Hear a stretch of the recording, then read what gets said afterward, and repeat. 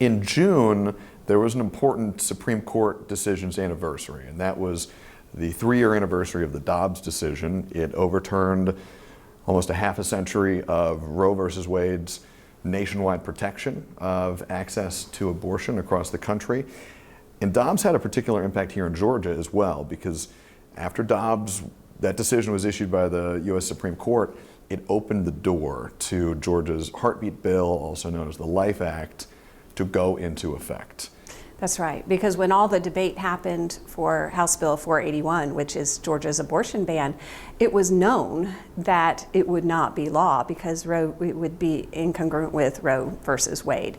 So that bill was pushed through very quickly, and a lot of the arguments that were made against it, I feel weren't really taken seriously, or they would have given it more time. And I think one of the reasons the arguments weren't really taken seriously is because they knew it wasn't going to become law. So they pushed an extreme bill. You think if the Dobbs decision was in effect, in other words, if legislators here in the Georgia Capitol knew that the bill they were debating, known as the heartbeat bill, would become the functioning law of our state if they passed it, do you think some lawmakers might have voted differently in 2019? I think the fact that they knew it wasn't actually going to be law allowed them to push a very extreme bill.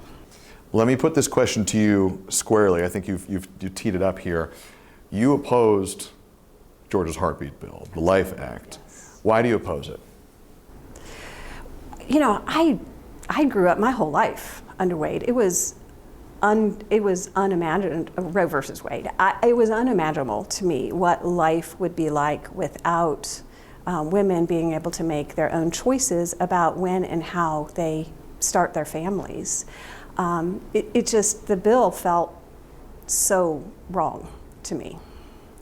I didn't even know then what would start happening if this bill went into effect, but I knew in my gut that it was wrong. And let's drill down on that a little bit. The heartbeat bill makes most abortions in Georgia after about 6 weeks of pregnancy unlawful. Right, and 6 weeks is before most women know they're pregnant. You clearly oppose this. I do. Under the Roe v. Wade framework, broadly speaking, it protected access to abortion across America. But under Roe, there were still some restrictions that states were allowed to implement. No restrictions in the first trimester, some in the second trimester, and states had broad leeway to implement restrictions to access to abortion in the third trimester.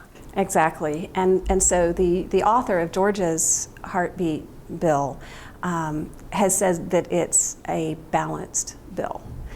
I would say that the policy that came up through Roe versus Wade is balanced, because it takes each trimester and looks at them differently and has different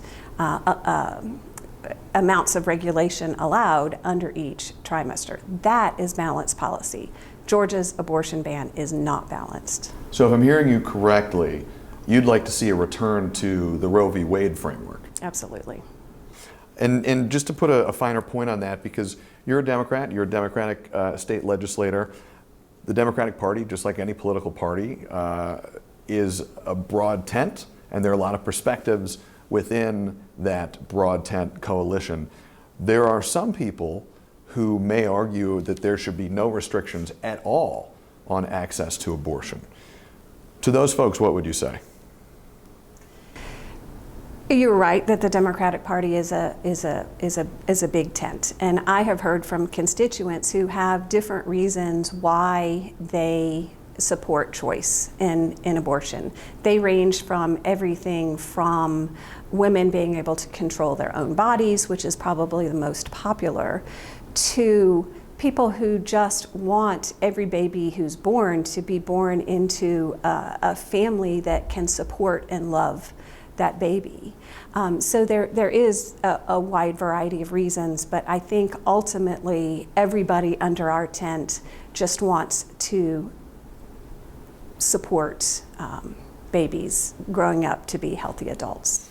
And you think the roughly 12-week mark, the end of the first trimester, that's a good place to set that line of demarcation to start implementing some restrictions on access to abortion after that 12-week mark? I think Roe got it right.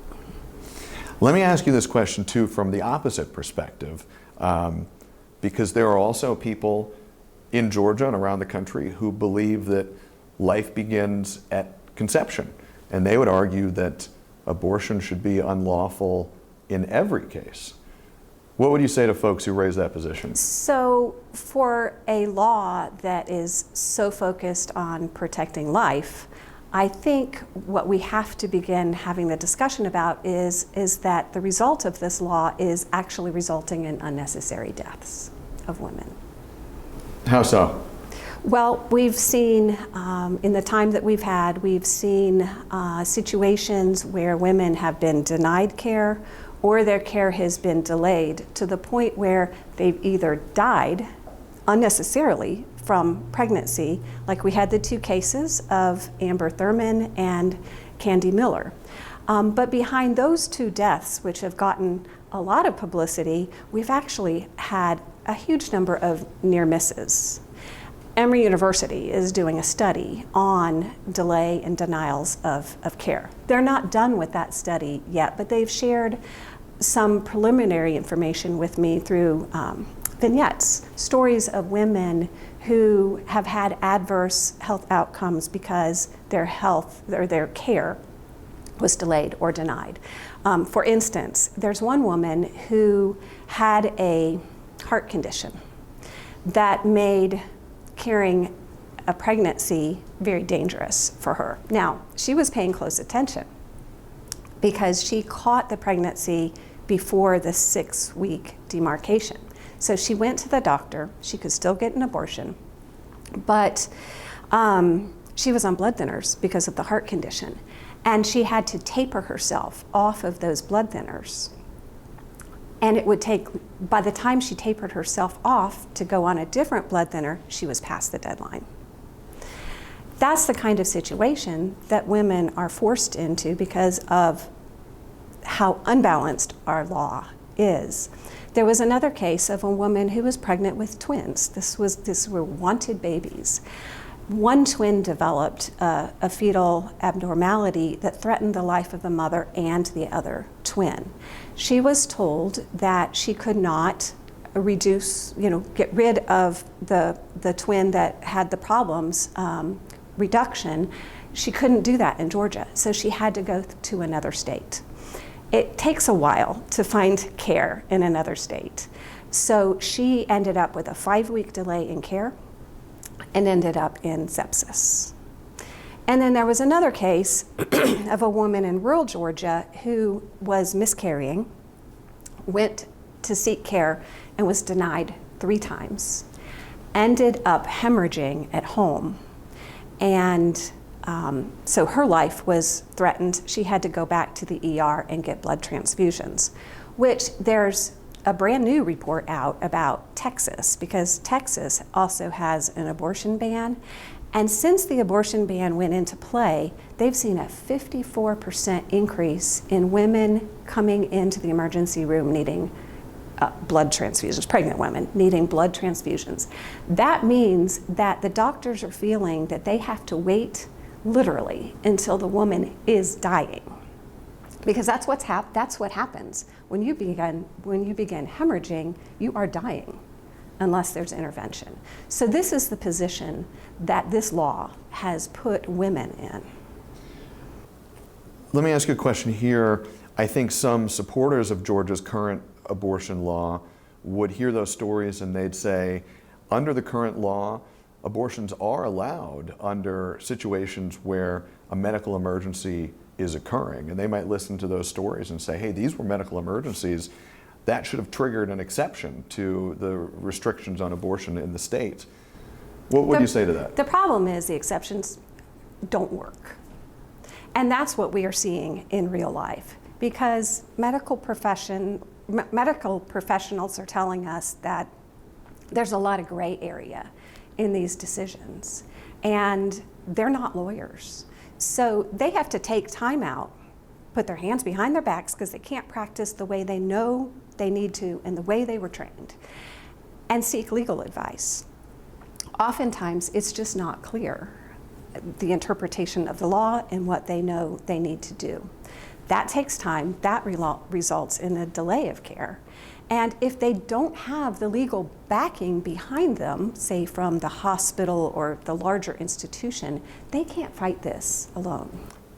It sounds like what you're saying is you think the heartbeat bill has created a chilling effect in the medical community in Georgia. Oh, they're definitely practicing more conservatively because of the bill, absolutely. And that is putting women at risk. But the stakes are so high for the doctors. We're not talking about them just losing their license, which in itself would be horrible. We're talking about them going to jail. I think this, Senator, this would be a good place to end. I want to ask you one last question here. We've talked about the arc of this legislation. Obviously, you know, it was strenuously debated in 2019.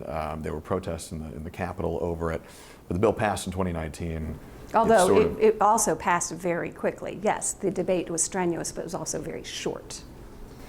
It was, and you were here for that. I was. Passes in 2019. It sort of sits in limbo for several years. Dobbs becomes the law of the land in 2022. It opens the door to Georgia's heartbeat bill going into effect in Georgia. This abortion restriction, this abortion restricting law is a product of the Georgia legislature. Do you think Georgia legislators will ever revisit this law? You know, there's a recent poll done by the AJC through the University of Georgia, and it asks the voters of Georgia if they think abortions ought to be easier to obtain. 45% of Georgia's likely voters said yes, they should be easier to obtain. 39% said either they should be harder to obtain or it's about right. 13% were undecided. So what I think the Georgia legislature should do, if they're really supportive of people's freedoms, is allow the people of Georgia to vote. Put it to a statewide referendum? Absolutely. Now Georgia doesn't have a way to do direct ballot access like other states do. We would actually have to amend our Constitution, which would take 2/3 of each chamber, the House and the Senate, to allow a referendum to go to amend our Constitution, to go to the people. And that's a tough bar. But given those numbers and given Republicans' desire for personal freedoms, this is what I really think they should do. This is really interesting. This is always what happens in a conversation where you say, hey, I think we're going to land here, and then someone brings up a point that makes you think, there's a little more to get at here. You brought up this AJC poll conducted in accompaniment with the University of Georgia. You said 45% of people said yes, abortion should be easier to access in the state. I think it was about 39% said they're happy with the status quo, more or less. And or then, they want it harder. Or they want it harder. 13% were in this undecided category. Now you're bringing up the idea of a pretty substantial change to the way Georgia does business in amending the Constitution to allow for statewide direct ballot initiatives. There may be some people who hear that in the context of this conversation and say, heck yeah, let's do it. Let's give folks the chance to vote on whether they want broader access to abortions or not in our state. But I can hear both Republicans and Democrats sort of in my head right now, hearing what you're saying and thinking, boy, if we change the Constitution to allow statewide direct ballot initiatives like this, it could be a Pandora's box for all kinds of legislation. Well, you wouldn't be allowing everything. You would be allowing a specific amendment. So to you Georgia's would propose Constitution. only opening the door to this specific issue. That's right, and that's all you could do, given our structure. I'm glad I clarified that. Yeah. For my knowledge, if for nothing else, I'm sure somebody watching this will also have not known that. Yeah. The other thing I think the Georgia legislature needs to do is Georgia's the birth rate in the whole United States is on the decline. Republicans are very concerned about this because of economic effects of a declining birth rate. A number of women have told me that they're afraid to get pregnant in this particular climate because they might not be able to get proper miscarriage care, for instance, and well, their life might be at risk. 1 in 5 pregnancies ends in miscarriage. So I think what the Georgia legislature needs to focus on, instead of these bills that are scaring women, is coming together and focusing on making the lives of families better. Paternal and maternal leave, being able to take time off work to meet with, have teacher-parent conferences, universal health care. We want women to be healthy before they get pregnant so they have better outcomes. Affordable utilities, living wages. We ought to come together on these issues to make life better for families, to raise healthy children, but instead in Washington right now the Republicans in Congress are doing exactly the opposite. We're looking at $1 trillion of cuts to Medicaid over the next 10 years. 50% of Georgia's births are paid through by Medicaid. Where is this going to put us in the next 10 years? I'm literally scared. 25 years ago when I had my children, I didn't have to worry about these things. We're going backwards. How did Democrats change it? Well, we keep fighting. We keep doing interviews like this. We don't allow the author of the abortion ban to say that the law is balanced. It's not. There's always a lot to talk about on a topic like this. I think we've covered a lot of ground. Senator, I appreciate your time. Thank you for having me.